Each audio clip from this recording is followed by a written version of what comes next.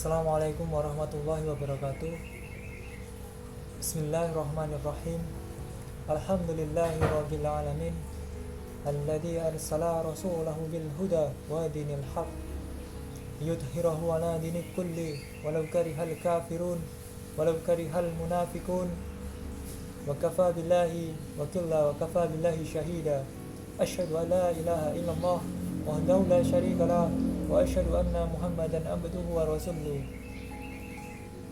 Allahumma shalli wa sallim ala sayyidina Muhammadin wa ala alihi wa ashabihi wa man ittaba'a lillahi al-huda wa qad khalallahu ta'ala fi kitabihil azim. Amma ba'd.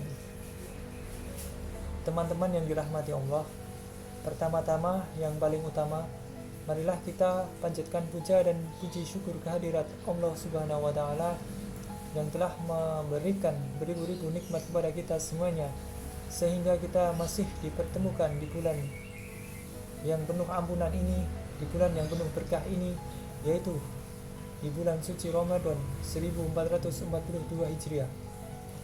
Tak lupa sholawat dan salam marilah kita limpahkan kepada junjungan kita Nabi Muhammad sallallahu alaihi wasallam. Semoga yaumul akhir, yaumul masyar, kelak kita mendapatkan syafaat dari baginda Rasulullah sallallahu alaihi wasallam.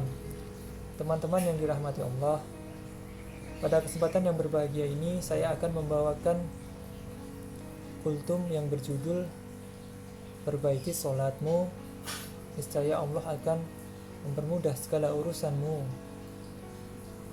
Saya ingin menyampaikan beberapa nasihat dari para ulama untuk kita semuanya yang merasa pernah meninggalkan sholat atau yang sampai hari ini masih mengabaikan sholat, masih sering meremehkan ibadah sholat. Para ulama menjelaskan banyak sekali ayat-ayat dan hadis-hadis tentang ancaman dari Allah bagi orang yang meninggalkan sholat. Bahkan kalau kita membaca di dalam rukun Islam, sholat itu termasuk rukun yang kedua setelah syahadat. Artinya akan ditolak keislaman seseorang walaupun dia mengatakan asyhadu alla ilaha illallah wa asyhadu anna Muhammadar Rasulullah, tetapi dia tidak melaksanakan sholat secara sengaja tanpa uzur yang tidak diperkenankan. Bahkan di dalam Al-Quran Allah berkali-kali memberikan kalimat ancaman. Di antaranya pada surat Al-Ma'un ayat 4-5 yang berbunyi, A'udzu billahi minasyaitonir rajim. Bismillahirrahmanirrahim. Fawailun lil musallin alladzina hum an shalatihim sahun. Yang artinya, maka celakalah orang yang sholat, yaitu orang-orang yang lalai terhadap sholatnya. Apa maksud lalai dalam sholatnya? Dia sudah sholat, tetapi sholatnya itu asal-asalan. Orang yang sholatnya tidak khusyuk, orang yang sholatnya kadang dia lakukan, kadang dia tinggalkan, orang yang sholatnya buru-buru, tidak memenuhi rukun, sholatnya tidak benar wudunya atau bersucinya. Bagaimana dengan orang yang tidak sholat?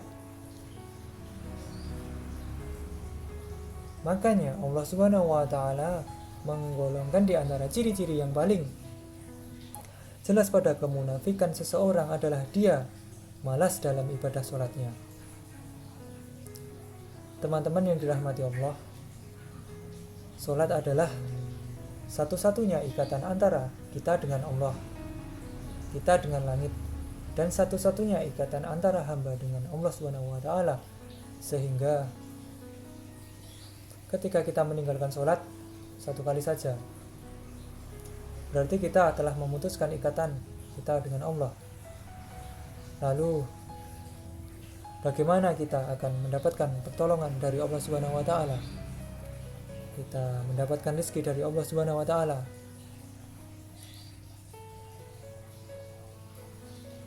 sementara kita tidak ada ikatan apa-apa dengan Allah. Ketika kita tidak punya ikatan apa-apa dengan seseorang, bagaimana kita akan berharap orang itu mau menolong kita.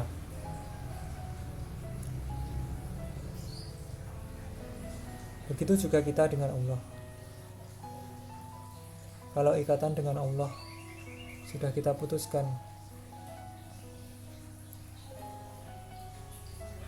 bagaimana kita meminta rizki dari Allah? Bagaimana kita meminta perlindungan dari Allah? Padahal kita sendiri yang memutus ikatan kita dengan Allah. Satu-satunya, kata ulama, ikatan antara hamba dengan Rabb-nya adalah dengan as-sholah, yaitu dengan sholat. Siapa yang meninggalkan sholat secara sengaja tanpa alasan yang dibolehkan oleh agama, berarti ia telah memutuskan ikatan dengan Allah Subhanahu wa taala. Teman-teman yang dirahmati Allah, sudah saatnya kita memulai memperhatikan sholat kita.